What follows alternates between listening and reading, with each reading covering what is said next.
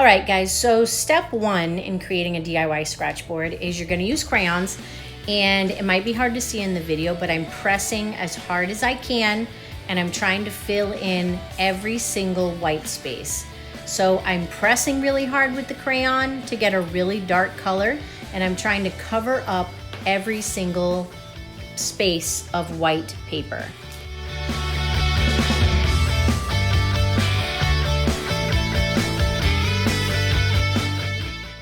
All right, so the next step is you're gonna make your paint mixture. So what you're doing is you're mixing paint and some soap. And basically what we're doing is the wax from the crayon is going to resist this paint mixture that we're going to brush on top. So that's why we tried to cover up all the white spaces in the paper, because we don't want the paint to stick to our paper. We want it to be able to scratch off.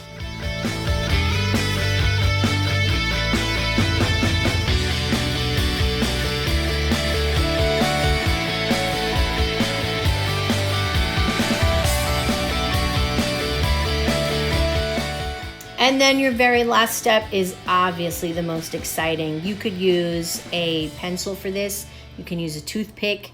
You can use probably a popsicle stick. Lots of things would probably work for this part. But basically now comes the time where you get to add your drawing to your DIY scratchboard. So have fun, guys. I can't wait to see what you create.